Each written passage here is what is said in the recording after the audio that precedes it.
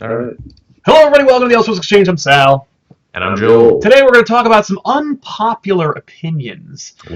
This is a Joel topic. I don't mind giving credit where credit's due. Joel came up with this idea. But before we jump into the topics, I want to do a couple of preludes to it. The first of which is, yes, the background is different. It's because we are embroiled in a little bit of a nor'easter here in Jersey right now. In fact, we could even lose power for all I know. Hopefully not, but here we are, and that's the world we live in. Now, my studio is only a few minutes away from my house, but I want you to get an idea as to what we're looking at here, and that is this, nope, not that one, this image of my front yard, which, as you can see, is getting worse by the minute. Apparently we're getting just constantly dumped on. We just went through a storm. Now we're here. Woof. Anyway, Yikes. So that's why I'm not in the studio right now and why we're doing this from home. Kind of an old school classic episode of Elseworlds where we're back in my chair where I do my editing. Bring it back to the basics. And finally, I also want to mention that because this is an unpopular opinion episode, you are going to be triggered, or at least you're going to be tempted to be triggered, and I want you to resist the urge. I'm going to do it myself, because I'm definitely going to hear some shit, and I'm going to say some shit that people are not going to like. And so I want everybody in the chat to be respectful and remember that we are poking the hornet's nest deliberately, and as such, we can then put on a beekeeper's uniform and protect ourselves from getting stung. So please. It's all fun and games, folks. And again, these are our personal thoughts. Yeah. We're not saying you're wrong if you think differently. We're just saying. Exactly. And we're sharing these opinions to make for a fun conversation in an episode dedicated to unpopular opinions. So please. Because we trust you as a fan base and we think you're mature enough to handle these. Yeah, exactly. So keep it together. At the very least in the live chat, if not in the comments. I have no control over the comments after the fact. People yell at us in the comments like the show is live, like months after the episode, where they're like, morons! And I'm like, dude, you're yelling into the void, man. The episode's over. It's already been shot. Like that is one of my favorite things when someone finds an episode from months ago to complain. Yeah. I like it's very rare, but sometimes they'll take it to Twitter where they're like, "You're an asshole," and I'm like, "Whoa! I released a video about how great Superman is. I don't understand." And they're like, "No, because you said something to Joel 6 months ago about this thing, and I just discovered." I'm like, "Oh, good. I'm glad to know that search algorithm's working out." Thanks for watching. See you next week. Yeah.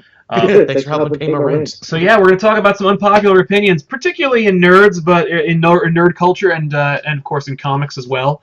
We're also we're going to touch upon a couple of things. We're going to touch on a couple of real life unpopular opinions, maybe. Yeah, I tried to make a nice mixture here of like nerd and genre unpopular opinions, and then just life stuff as well. Right. Let me toss out just a quick. I don't plan for this to be a long conversation, which is why I'm just tossing it out there. But a quickie in terms of life unpopular opinions. I think that you outgrow fast food to some degree. I think that after a certain point in your life, you just go, I can't and I won't have that. Even if I could handle that food, I don't think I want to. Yeah, I don't think I'm not quite there yet, but I think as I get older, my palate gets more refined, and I'm like, well, I could go to McDonald's, I could go to Wendy's, or I could save up and go to like a nice diner and get like a roast meat sandwich or something like that. And there's a couple of exceptions to the rule, obviously. Like White Castle, for example, is very rare and hard to get. That's a little bit of like a nostalgia trip. It's less. Never had it myself. Always wanted to. Oh man, well you are missing out. But even then, if you're missing out on White Castle and you're in New Jersey, screw White Castle. Go up to Hackensack, hit up the White Manna Burger, the first technical White Castle type business. And actually, there's two White Manas, both spelling manna differently, where they're really small. You can barely fit in there. It was built for the World's Fair. And they debuted the square burgers with the onions, and you can only get onions on it, or that's it. You can have onions, and if you don't like onions, you don't want White Manna. But you're gonna have to. But you gotta try that shit out because it is so good. Sounds good. But it harkens back to the White Castle motif. But that being said, I remember not too long ago I was working, and I was like, oh shit, it's 2:00, and I haven't had lunch, and I knew that I could get McDonald's, and it would take 10 seconds. In fact, I went to McDonald's to get that amazing and coveted Szechuan sauce. Ooh. That is Rick Sanchez's one-armed man, and they did hook me up. You lucky SOB, they're not going to have that in Canada. No, and I did manage to get it. If you check our Instagram, instagram.com/ComicPOP official, I did tweet out a picture of it for, obvious reasons. But but they were like, you can't just have it. You have to buy something. And so I'm like, oh, I guess I'll get nuggets. And so I bought like the $1 menu nugget order, and then I just threw them in the garbage. See, this is why we gotta hang out more, Sal. So you can just be like, Joel, be a pal, eat my nuggets. Eat these nuggets. Always. Well, here's the thing: Tiffany would have had the nuggets too, because like, who doesn't want McDonald's nuggets? But I was like, even if you don't think you want them, you want them. You really do. Even though they're very different from the way they used to be. But the point is, like, I've gone hungry. I've been like, I guess I'll wait for dinner, rather than go through the convenience of being like, I could have a Whopper, and it'd be like $3. But yes. No, I can't do that anymore. I'm in a different headspace. There's a Burger King in my mall that I walk to. It's in walking distance, which is nice. And it's the only Burger King in town. And I often say, oh, I will treat myself to a Whopper or some of those chicken fries. But then I'm like, no, I will go to the mom and pop coffee shop next door, get a fresh handmade sandwich, and feel better about myself. That's right. Well, yeah. If you have I believe it's like the old iTunes model. If it only costs $1, or if you have the option, people will choose the better option. Yes. Jack Ingram in the Super Chat says, I feel your pain with the snow. In Scotland, we were just last week hit hard by the beast from East, Siberian snow. Here's an opinion. Yes. Here's my opinion. Fuck Deadpool. Dude, I was right up there with you. Same for years. For years, I could not stand Deadpool. I didn't get him. I was there when Deadpool showed up, and I'm like, he's just Spider-Man with swords. Pass. And, he's a meme factory. There's nothing really deep or meaningful about him. So to give all the credit in the world, Jerry Duggan turned me around on him in a huge way. Mm-hmm. It took a long time for me to actually get into and understand Deadpool, and even then, I got it. And there are some Deadpool versions I like, but by and large, as far as Deadpool going, like I don't own a Deadpool jacket. I don't have a Deadpool statue. I do have a Deadpool statue, but it was a gift from the amazing population. But I have a Deadpool hat and some Deadpool shirts that were gifted to me. But you also read Duggan's book, so you get I do. It. But me, I'm like, if I was like, I'm all Deadpool, baby, I liked the movie a lot.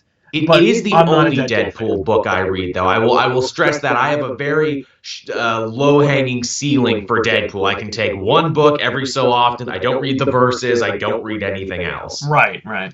Yeah, I mean, even then, like, even when I was reading Joe Kelly's Spider-Man Deadpool book, like, that was really solid, and it kind of fell away. Like, I really couldn't stay into it very long. Andrew Colliver says, have a nice cold one on me. Thank you very much, dude. I appreciate it, again. Thank you.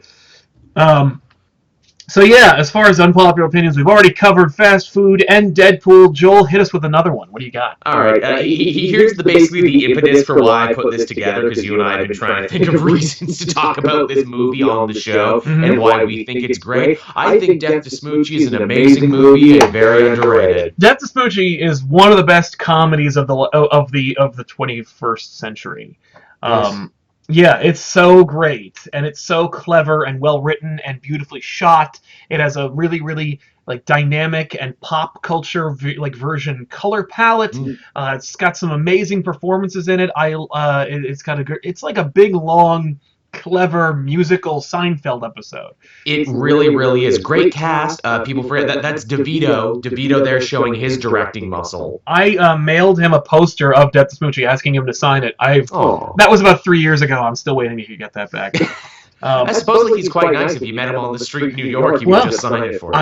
Yeah, that would require me to A, be in the streets of New York, B, carry a Death to Smoochie poster with me at all times, and C, actually look down long enough to actually catch the motherfucker.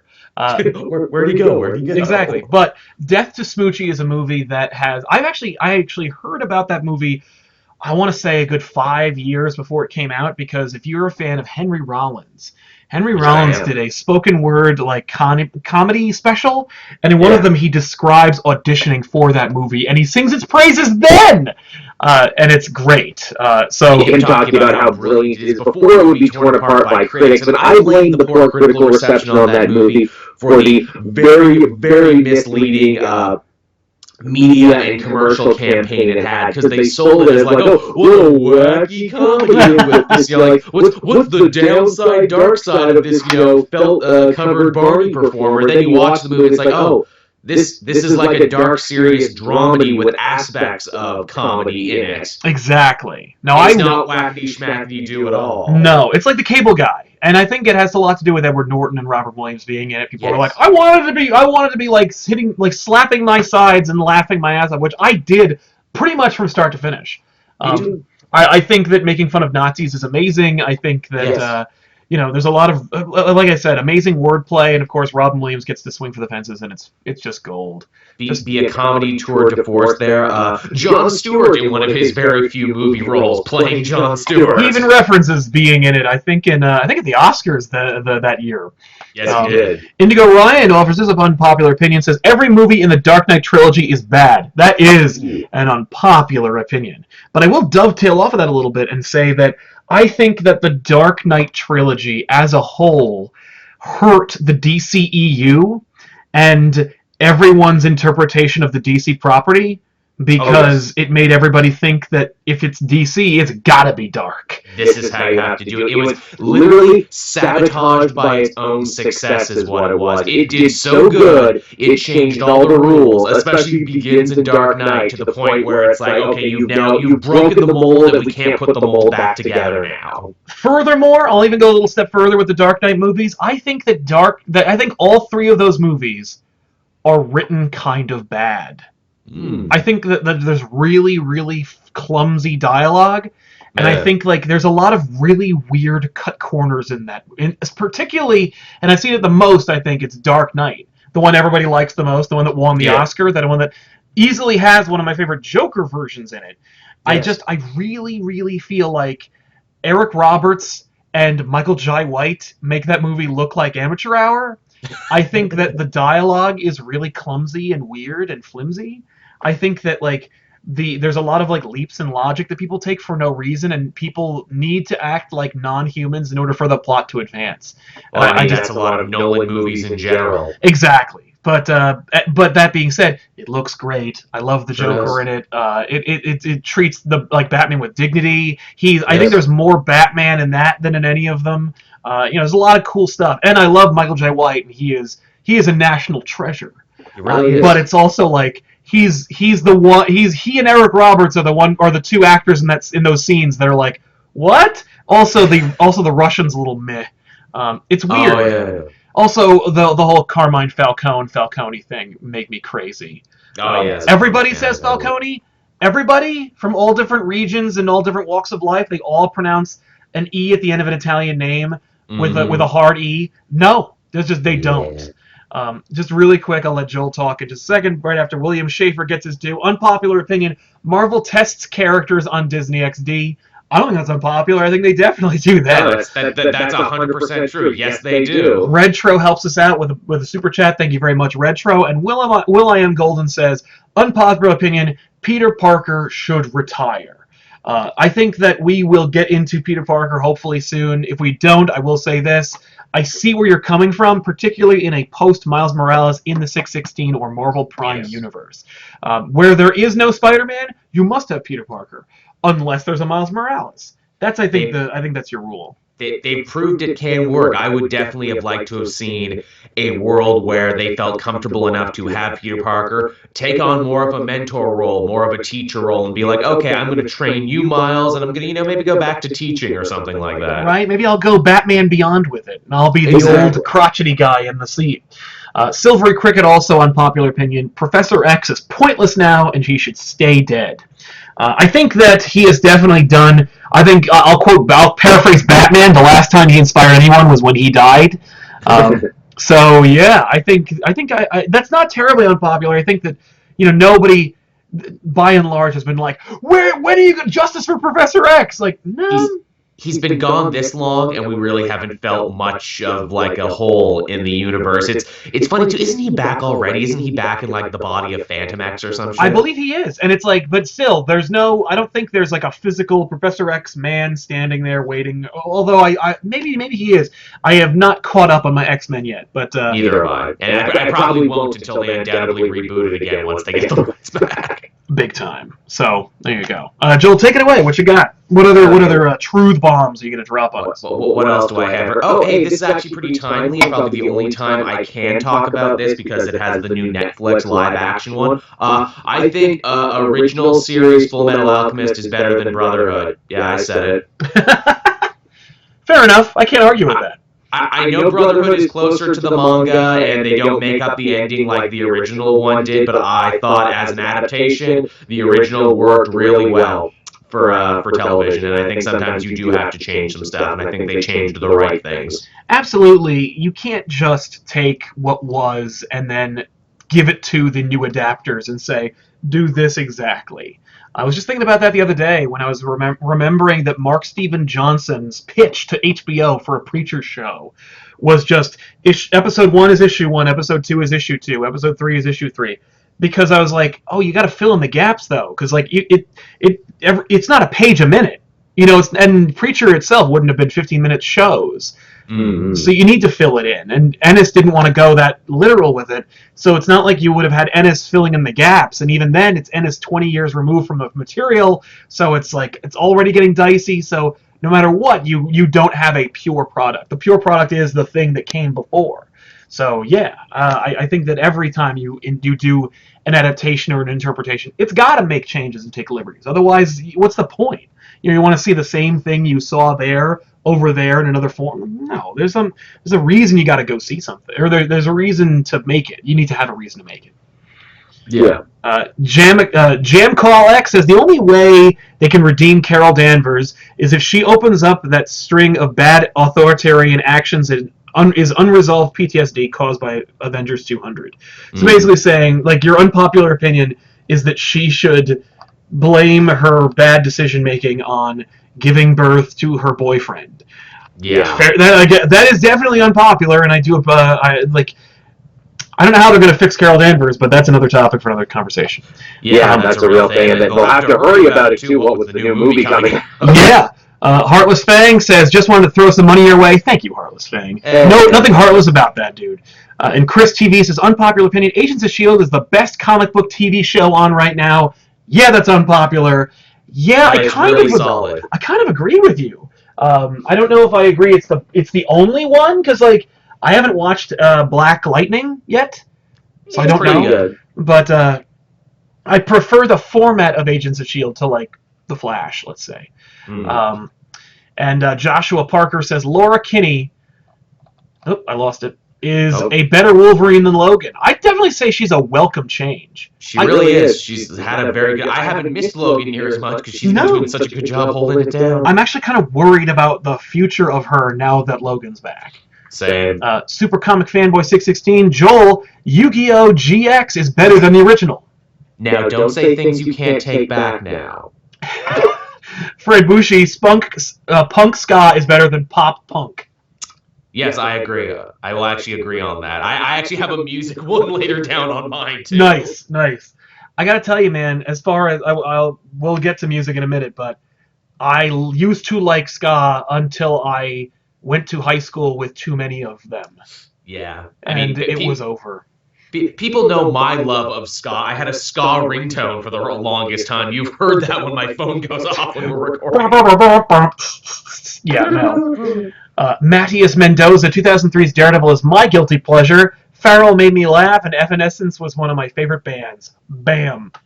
Let me tell you, I took my then girlfriend at the time on Valentine's Day to see Daredevil, and I also rocked Evanescence. I will say the extended cut of the 2003 Daredevil is very close to almost being a good movie because they put in like actual Daredevil doing legal stuff, which is so intrinsically important to the character. I can't believe they cut it out. And the legal stuff ties in with the overall plot, which is important. Yeah. And it's about Daredevil like looking out for the little guy because Coolio, I think, plays the little guy that like needs to be protected. What a good idea. Yeah, it is a waste, but I don't blame you for it being fun. And I made Bullseye jokes forever. In fact, I look like him right now. Bullseye.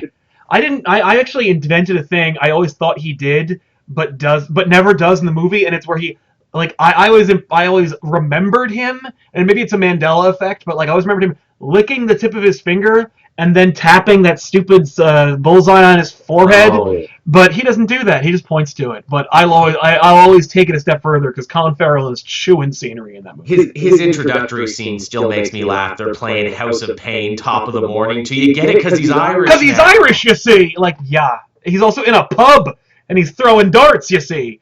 Don't know if you got it. No. Jack Ingram, 90s is actually an amazing decade for comics, had fantastic books, was a lot more positive than people give it credit for. I agree with that. It was an amazing decade. But people do remember the bad stuff. Well, I just retweeted a picture the other day of LoboCop, where it's a Lobo-RoboCop crossover. And I'm like, that was the decade where dreams came true, ladies and gentlemen.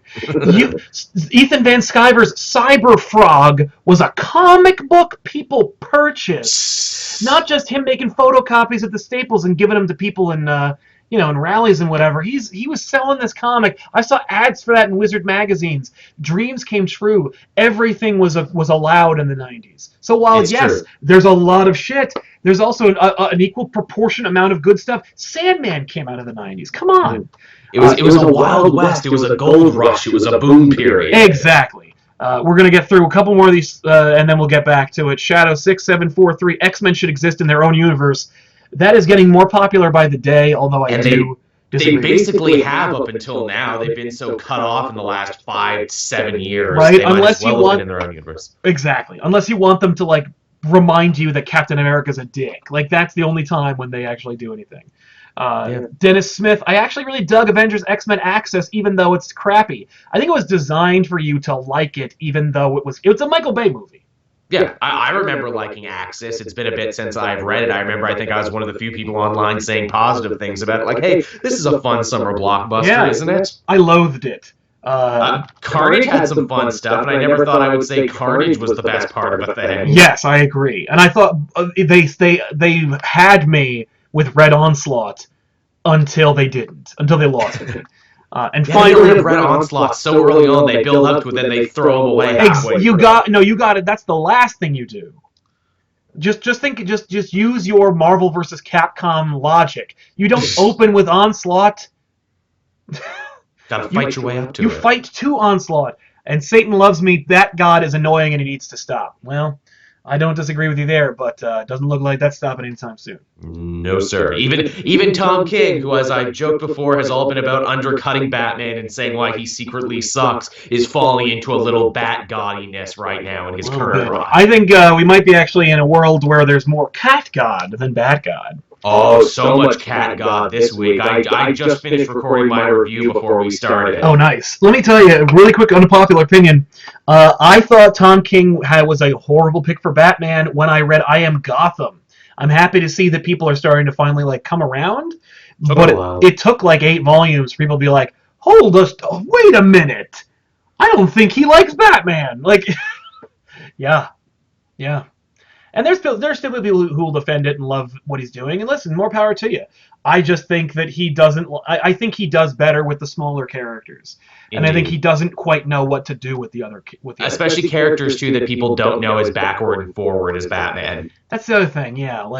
I'm no Vision expert. I'm no Mr. Miracle expert. So I'm willing to forgive and accept way more stuff. It's true. I think people the hardcore Mr. Miracle fans are just so happy to have a Mr. Miracle book that even if it does violate his continuity or character motivations, it's so critically acclaimed. It's such a beautiful book that we'll all just go on board. We don't care. Yeah. So go ahead. What's another one? Okay, what else? We're getting so many good super chats right now. I know. I got 2 more, but I'm going to save them. I haven't heard your voice in a while, so I'm going to let you take it. Okay, here's one. And again, this is a nerd one, but it's also a general life one, too. Mm-hmm. Being a nerd/geek does not automatically make you smart. No, you see living proof of it right here. I'll dovetail off that. Having glasses does not make you intelligent. But it might fool people into thinking. My classmates all thought so, and they would copy off of me and then do worse on their tests, and I'm like, I'm dumb. It happens to me all the time. I'm dumb and I Like in can't math, see. I'm like, I don't know math. I might be able to write you a story about math, and Yes. you'll have character development and peaks and valleys, but I can't add or subtract. Right? Yeah, that was literally me too. Like, yes, I may look like Rick Moranis, but I am not, an ace accountant or Mr. Zelinsky from Honey, I Shrunk the Kids. It's just not going to happen for you. Sorry. Yeah. Yeah, being a nerd or a geek does not make you smart at all. It does make and I'll add to that. Being a fan of something does not make you the guardian of it. Absolutely. I think that's something that so many people need to learn. Christian Pereira thinks, double unpopular opinion, DC Rebirth have books that suck, and most Marvel comics are actually good. A lot of the Marvel comics are really good. They're getting I think a lot of the times they get unfairly piled on when it's like, look, they're doing stuff like Thor and Daredevil and Defenders and all this other Captain stuff. America, there's a lot of good books. Black Bolt's like, the thing is, I don't think people are reading the really good Marvel books that are out there because, as we've said before, they're not the AAA books, they're the AA books, they're the niche books. The good stuff is harder to find, where DC, it's like, okay, what do you want to read? Well, Batman and Superman. Well, here you go. They're all great right now. Exactly. Well, and the thing is that the problems aren't that we don't like everything Marvel's putting out. It's that Marvel's making really boneheaded decisions as a company and as a publishing house, and if it's like rewarding good behavior, but despite the really glaring problems, like they need to fix their house. And just because like they're making good pies doesn't mean the house isn't going to fall down. Like, and telling them they're doing a good job is not going to make them learn a lesson. In fact, it might even just make them more brazen to keep doing what they're doing. But I don't blame you. And I'll say this right, too, about DC Rebirth. As we get closer to all these big numbers and all these teams changing around, a lot of books that I love have gone really downhill. I stopped reading Nightwing because I do not like this new Sam Humphries run at all. Green Arrow, my favorite hero, is limping to the finish line this week after some really lackluster stories. Superman and Action Comics have both had some really bad, filler arcs to get to the big 1000s. Big time filler. No, I have been worried about this ever since DC started to become like the #1 fan favorite publisher out there. I was like, don't rest on your laurels there, DC. You're not, you're not hitting home runs. You're just consistently getting everybody on base. With the tanking quality of Batman, with Superman getting boring again, and with the other books like just kind of coasting, it is not looking good. You haven't had a readable Justice League since the beginning. It's inexcusable. So it is an unpopular outward opinion, but I think it's becoming more true as we go. Yeah. Retro says, I love Spider-Man, but the problem with Homecoming was that Peter Parker was spoiled by Tony Stark. It took away from his character. That is an unpopular opinion, but I do see where that's coming from. And I liked seeing Tony Stark, but I do like a Spider-Man that needed to start at the bottom and work his way to Iron Man. It's also a real, we really need to show, no. This is the Spider-Man that's connected to the Avengers. This is the Spider-Man who will hang out with the people you like. That's why I was almost expecting to see Tony Stark and Captain America in there and see kind of like a mini Civil War where Spider-Man backs Iron Man, and then eventually is like, this dude is so disconnected from my world. Cap is the one who really has the right idea. This guy who knows me and is from my area. I like that pitch of my two dads, but with Iron Man and Captain America. Hey, come out, come hang out with me. I'll let you eat pizza and stay up till 10, Peter. Exactly. I'll buy you a car. I'm Iron Man. Yeah. Brian Cahoon is in my camp. Korra is the worst Avatar, and Flash keeps getting worse every season. I don't know about Flash because I'm not watching it, but Korra is the absolute worst Avatar that has ever lived. She killed all the other Avatars. She's the worst. They fixed that eventually, didn't they? It's been so long since I've seen Legend. I remember defending Korra because I like Janet Varney so much. Here's the thing: if it's whenever people tell me you can't judge a book by the first issue. You got to read 6 or 7 more issues before you can. Whoa! You can't judge that show by the first whole season. You got to watch the first 2 or 3 seasons. Then it gets good. That's fair. Whoa! That pie isn't rotten. You got to eat at least 3 or 4 more slices before you get to the good stuff. What the fuck? How much shit do I have to slog through before I can finally admit that I don't like something? Yeah, the Korra conversation is one for another day, but I will talk about the Flash there for a second. Yeah, please. Flash hit so many high notes in season 1 is that it was really hard for season 2 and 3 to compare. 2 was better. The Savitar stuff really blew in season 3. They're doing better now because they finally learned, we don't have to have a super speedster be the villain every season. Yeah, why would you? Like, in fact, most of his villains are not. Flash has gotten better in this season. I think they have a better direction of where they want to go. What's unfortunate, though, is that while Barry's continually having stuff to do, the supporting cast has really lost its way and lost stuff to do, especially Iris. Oh my god, Iris. That actress sucks. I feel so bad for her because it's one of those instances of like, ooh, the chase was so much better than the catch, wasn't it? When you two were pining for each other but couldn't be together. Now you're together and you don't do anything anymore. Cool. Jojo talks too much. Where's my Alpha Flight book? Eh? Tell me about it. I agree. I might have to write it. Yeah. Tarzan of the Desert. Joel, I also like tracksuits. That is an unpopular opinion. Joe D, ComicPOP forever. I hope that's not an unpopular opinion, but it certainly feels that way sometimes. But thank you very much, Joe D. You're a man. John Kunha says, unpopular opinion, the MCU has some strong and memorable scores. They just need to work on their thematic continuity across all the films and not undermix their music. I agree. They need to go full hog with music. They need to have like a unified composer who just like belts out those scores. Because like, listen, when I went on record and saying that Black Panther doesn't have a solid theme, I got a million people telling me that like give me the Wakanda theme, which is a great theme. That's not Black Panther's theme, but it's still a solid theme. But let me tell you, I kind of lost it. Like I didn't really hear it when I was watching that movie. I didn't really notice like that theme. And if you have a superhero, you need to have a solid theme. And I like the idea of unity throughout. Will.i.am Golden, super unpopular opinion. Death Note anime is not that good and tries too hard to be smart. I didn't watch Death Note, so I have no idea. I did. I would say when most people saw it at 13, it was probably very smart for them because they weren't used to seeing a show tackle the ideas and stuff that they were doing. It was also like very much going to that Sherlock kind of place where it's like, okay, here's a character who is smarter than everyone else in the room at all times, and here's the meticulous steps that he takes. Yeah, that only works if you're going with Sherlock kind of stories. Which it kind of was, because the only difference was that the main guy you're following was less Sherlock and more Moriarty was the thing. Yeah. Cameron Holland, comic events have too many heroes and no time to develop them. Axis should have been its own run, like Superior. I get you on that. And I also agree there are too many heroes. It feels like every event is Monsters Unleashed. Yeah. Which, by the way, like Monsters Unleashed actually manages to juggle all the heroes all at one time, like in a fun way. And I think No Surrender is doing a good job too, but they had to get rid of half of them in order to make it happen. True. Kevin Little, the No Man's Land scene was the only part of Wonder Woman that deserved the hype. Okay beginning, great middle, crappy ending. The ending is the weakest part of it. I mean, that much I will agree with. Yeah. But man, that No Man's Land scene was so good. So good. But you know what's great? Like, the whole movie is consistently good, so the No Man's Land scene doesn't feel like they got like a ghost director to do it. Like it's all like it leads up to the No Man's Land scene. It's almost like maybe the whole movie should have been leading up to that moment. I guess so, because it's like, ooh, that was such a height, you can only go down from here. Indigo Ryan, Batman vs. Superman is worse than Justice League.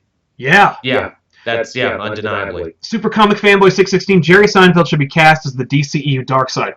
That is an unpopular opinion. What's the deal with this planet? I like we were both drawn for that joke at the same time and you got there. What's the deal? I don't know. What was your what's the deal? I don't even know. What is the deal with these female Furies? These women who protect me, they're super strong. What's up with that? They don't seem pretty angry. What are they called Furies for? Wah, wah. I watched The Walking Dead for 7 seasons. That show can eat a gigantic bag of crap. I also have one. That was going to be my next one. Let's get into it. My next one was The Walking Dead show has been bad for longer than it's been good, and I stopped reading the comics because I found them too depressing. In fact, I'm sure Kirkman would have ended the comic by now were it not for the success of the show. I agree with a lot of that. Walking Dead, I'll go so far as to say, Walking Dead is overrated! And Kirkman created it so that he could have like a stable cash cow that he could always rely on for some semblance of revenue. He was on record. Deny it. No, in the very beginning of the comic's life, he was like, "I'm never gonna stop doing this comic. I could kill Rick and it wouldn't matter. Like there's all like because there's no ongoing real plot. It's just the world sucks, and here's some people to watch them like survive or die in this world that sucks." The show failed to pull me in the way that the comic kept me for 60 issues. I read the first 60 issues and went, Yep. Okay, I gave it a real try, and I was like, that's no about thanks. how long I read it too. Yeah, I was like, no thanks. There's no direction. No, there really isn't. There's an amazing interview out there right now. Of course, we're big fans of Dan Harmon because we like Community and we like Rick and Morty. He had Robert Kirkman on last week. Oh, cool. And he talked to him about it, and basically they said, like, does it bother you that they changed this and that from the comics? And Kirkman was like, no, I don't care, I get paid. Yeah, why? Why would it bother me? I have no professional integrity. No, that's really what he was kind of going on about. I'm like, you know what? That's horrible, but also props to you, man. And furthermore, to hear him and Harmon like bounce off each other, I'm like, oh, Robert Kirkman is more socially well-adjusted version of Harmon with less scruple. Right? Like, and you know what it is with Kirkman? I think the dude is like, that's the kind of confidence that somebody who believes in themselves has, where it's like, you know, I don't know what else I could create besides ComicPOP and a couple of ideas I've had. So I can't just be like, everything sucks, and like I could torch it all because I'm so immeasurably popular or so creative, and you know, everything I make will turn to gold. Kirkman is like, no, I have so many hits and I'm so creative. The reality is like there's nothing I can't do. And so whatever, like he's got Jerry Seinfeld money where he's like, fuck it, he really does. And it's funny, they asked him, it's like, well, what else do you watch on TV? I don't really watch TV. I'm not passionate about TV. I like my comics that I write. Right on. Yeah. I reread Invincible. That's what I do. He got 15 years. Actually, his new one, Oblivion Song, that came out today, didn't it? I don't know. I think it did. Well, there you go. Oh yeah, that's right, Oblivion Song. Alberto Ogalde says Connor, Cassie, and Bart should come back. Nothing unpopular about that. A lot of people like that. We're talking about Cassie Sandsmark, right? We're talking about the Wonder Girl. I think so, yeah. She fell off the face of the earth, didn't she? And I guess Bart went back to the future. I guess. Night X3 Games says the Proteus Saga was better than the Dark Phoenix. Oh. Cool. Nice opinion. I like that. I'll have to reread Proteus Saga because I don't remember if I can agree with you on that. Retro, last thing, Cyclops and Daredevil should have a book together. They have so much in common. That would be the first pairing. I'd be like, what? I would pick that up at least first issue. Hey, you like having sex with ladies? I also like having sex with ladies. Let's go clubbing. They could do that. They would tear down the club. Yep. Fred Bushi, the club can't even handle them. No. Fred Bushi says Black Panther was a 6 out of 10. That's an unpopular opinion, all right. Very unpopular. Jack Ingram says Dick is a better Batman than Bruce and raised Damian better than Bruce ever could. He's not as good a father as people think. I definitely agree. No, because Dick is the success story. Like, Batman is a broken person who has no family. Like, he was not raised by the Waynes. He was born and then raised up until age 8. He did not get to like have ideals challenged, to combat his father intellectually, to rise through and become a man. He was born and then broken. Dick was raised by somebody who had like clear direction, and Dick like he grew from a boy to a youth to a man, and he challenged his father and he became his own man. Yeah, he's also the nice one and the sensible one. Like, if you had any business with the Bat family, you wouldn't be calling Bruce. You'd be calling Dick and being like, "Can you talk to Batman for me?" And the thing is, like, it's easy to be mean. Like, it's easier to be and write a Bruce Wayne Batman. It's harder to be a good person and kind and thoughtful and generous the way that Dick is. And so. And only Dick can carry that burden because, like, he's a better person than Bruce. So, yeah, I agree with you, man. Silvery Cricket says Guy should be the DCCU Green Lantern. A rough and ready personality would be more entertaining. I want a lantern that'll whip a beer at Darkseid's head. Dude, That would definitely fit with the universe as it is now. He would. Honestly, Guy Gardner would be Zack Snyder's perfect Green Lantern movie. Mm-hmm. I think he'd fit in definitely. It's funny though. The problem is Guy works best against the superheroes because like they are idealists and Guy is not. So Guy comes into conflict with them. With these like brooding, angry, miserable people, Guy would be the one who's like, look at these like sad sacks. Jesus Christ! Like we have power from beyond the stars. One in the crowd, yeah. Exactly. He would almost become like the voice of reason out of that group. Which would be weird. Yes, and it wouldn't be Guy. Super Comic Fanboy 616 says Hawkeye was a much better father than Ultron 8. Wow, that's an unpopular opinion. I completely am shocked, and also nice reference, Super Comic Fanboy. I was going to say, I think Sal has T-shirts that would beg to differ. It's true, and you should pick them up at tpublic.com/store/ComicPOP. Link in the description box down below.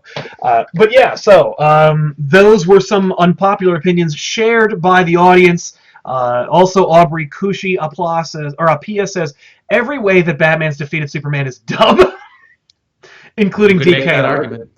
You make a completely convincing argument. The fact is, like, you know, Superman is designed to win. So in order to beat him, particularly if it's a friend, you have to take liberties.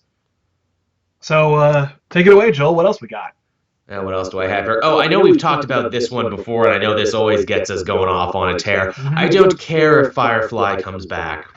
I will go so far as to say Firefly should stay dead. Let the past die. Kill it if you have to. Thank you. Firefly died. The time for Firefly to come back was 2004. It did in 2000, and then it did a year later. And Joss Whedon is... This also kind of connects to another unpopular opinion. Joss Whedon's overrated and only works when he is working within the confines of like editorial restriction and or collaboration. I would argue that Tim Minear is the reason you love Firefly more than Joss Whedon. And the reason, and I can point to the reason for that being that Tim Minear wrote Out of Gas, your favorite episode of Firefly, and Joss Whedon wrote Serenity, your most depressing episode of Firefly. So, and killed half the cast and made Mal not the character he should have been. Joss Whedon was on record saying that he doesn't like Mal and would never hang out with him. The fact is, like, Mal is more like interesting and like has a better sense of morality than even Joss Whedon does. It's funny how that worked out. But no, Firefly's dead. Those comics are bad, and the novels are terrible, and there's nothing left. You know, there's nothing left for Firefly to be or to become. And plus, at this point, too, it's like Firefly has already done its job inspiring the next generation of genre filmmakers and writers and everything. You get enough Firefly-esque stuff in new things. You get Firefly references in Star Wars now. Firefly was supposed to be the replacement for Star Wars. Then Star Wars came back.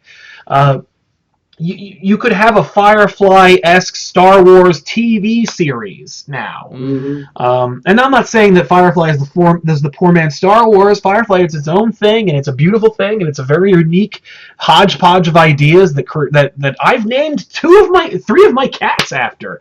I've got a beautiful Firefly Etsy poster signed by some of the cast. I am a brown coat, and I'm openly willing to say that Firefly shouldn't die. It's been dead. I don't like Serenity. I think it's miserable, and it emphasizes on River, and it completely undoes everything the show did.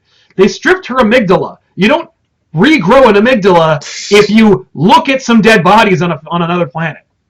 Well, like, I'm sorry, but yeah, I don't disagree with you there. I don't like most of Joss Whedon's stuff. You know, like, I couldn't get into Buffy the Vampire Slayer except for the Christy Swanson movie, and that's it. Yeah. I don't care. Like, you know, I think that, and even then, like, his Avengers, fun, great, cool, except when it isn't, and it, like, makes, and it does Whedonisms. You know, it's weird. He's a mixed bag. We could do a whole episode about Whedon, and maybe we should, because... I would like to do creator showcases. Yeah, we should. We haven't done that in a while, and it would be nice to do that. We did a Snyder Capullo episode. Creators. Yeah. We did a Snyder Capullo episode. We probably should have just invited Snyder to be on it. Yeah. Getting back to the Super Chats really quick. Noah Botello says Alex Ross should retire if all he's going to do is paint covers. I mean, is he having fun? That's the important thing. Is he getting paid? Yeah. My problem isn't necessarily even if he's having fun or not. My problem is like when Alex Ross starts to overexpose himself. Like those Amazing Spider-Man covers are so unremarkable, and so it used to be when you got an Alex Ross piece, it was like unique and special, and it meant something. And it meant something, and he put a lot of effort and heart into it. When you got an image of Spider-Man kissing Mockingbird in mid-flight after you watched him punch the Spot, it's like, what the hell? You know, I want to see more images like that one of Bruce taking off his bat suit and you got those scars on his back, like where it's just images you've never seen before that are depicted in stunning reality. I don't think. I wonder if that is an unpopular opinion, but I do agree with you on that one. Gorgon Fish says, I would rather have a JSA and Legion of the Superheroes again now than have to wait for however long Jeff Johns is going to hold them hostage for Doomsday Clock. Yeah. Right? It's like, they're obviously not going to be in Doomsday Clock. So, you know. Yeah. William Schaefer, Cyclops' death would have been sad if he wasn't a douchebag character. That's an unpopular one. Heartless Fang. Oh, sorry, go ahead.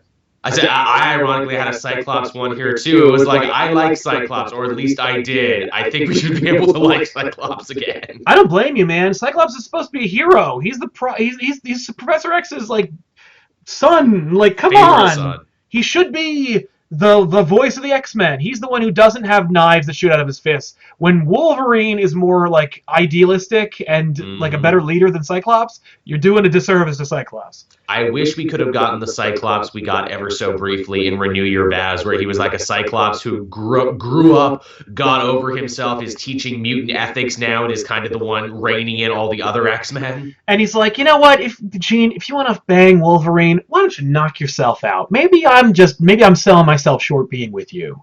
Yeah. Like, right on, Scott. You could do better. A Scott that learned to love himself. Right? Heartless Fang, I like good Sabretooth. Just how he reflects on how things were easier for him when he was a monster, but he does the good thing anyway. I agree. Yeah, there was some fun material for good guy Sabretooth. I wish it had gone a little longer, and I wish maybe he had a solo series to explore. But yeah, I like this guy who says, you know, it's the battle of good versus evil is not just, you know, like, oh, I'm going to kick a puppy or I'm going to help out a nun. It's like, you know, evil is evil because it's easy. It's the easy way out. I've taken the easy way for too long. Exactly. Jay Fraser says, the voice of Dr. Orpheus from Venture Brothers is my definitive voice for Doctor Strange. Same. Me too.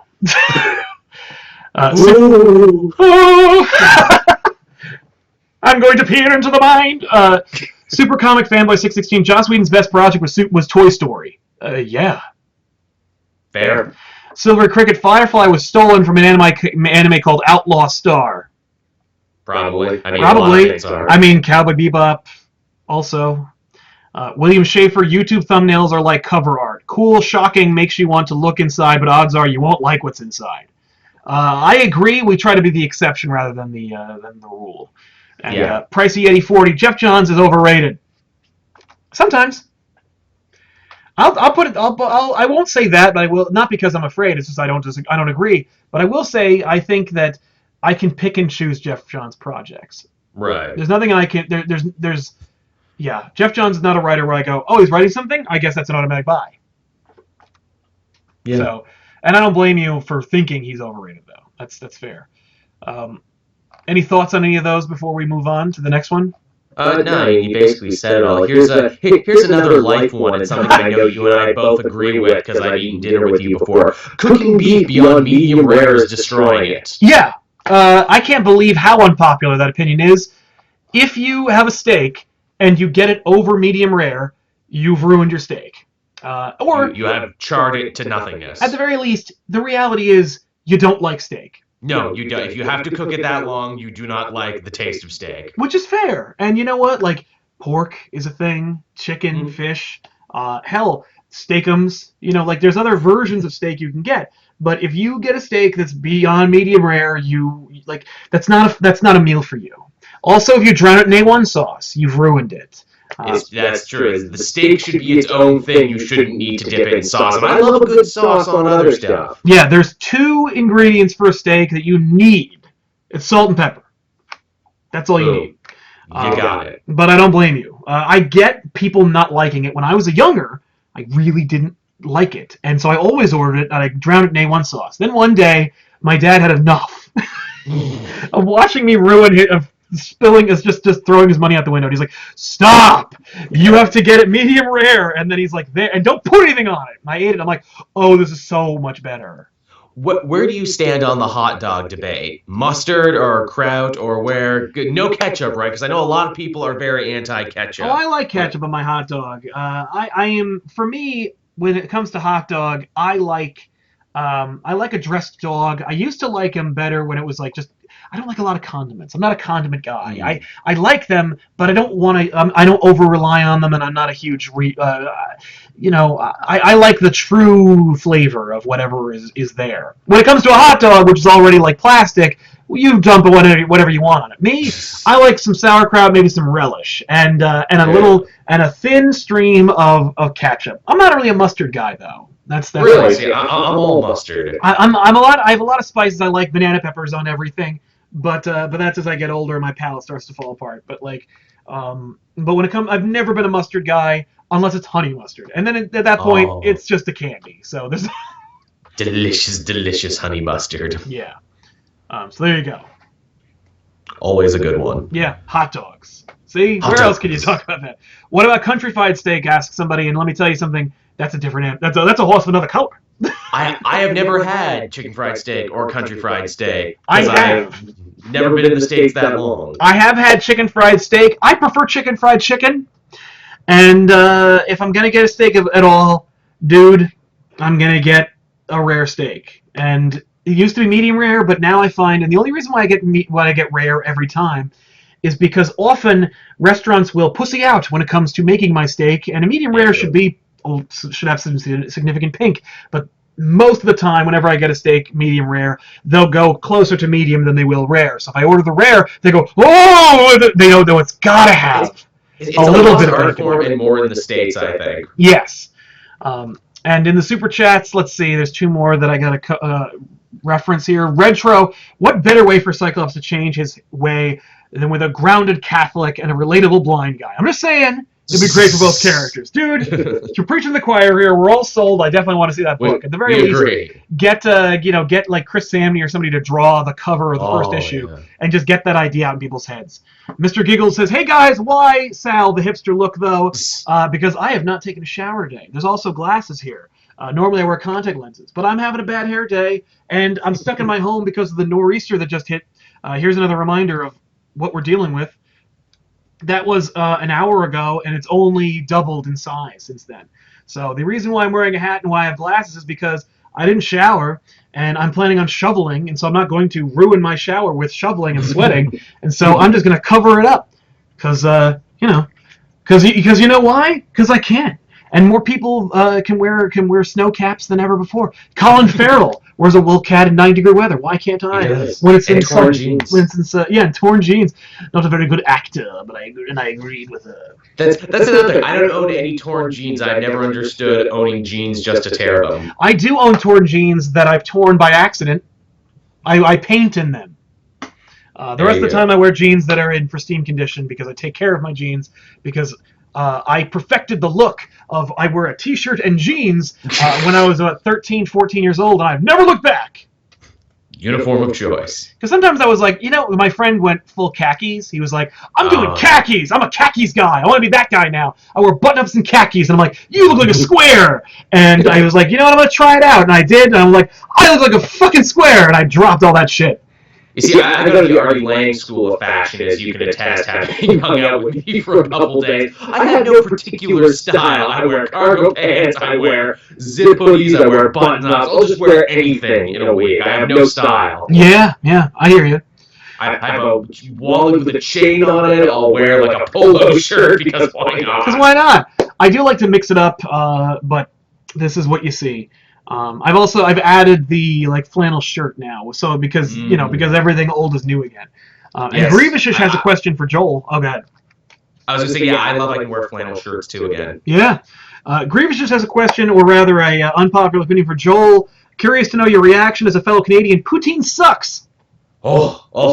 Sir, you wound me. You wound my national pride, sir. Say what you want about Fullmetal Alchemist, but you stay away Right? from poutine. I gotta tell you, I disagree with you too. I love poutine when it's good. Like, Yes. and what frustrates me is I was in Canada. We had poutine. It was good. It was, it was fine. Didn't beat the poutine we had at the whiskey bar in.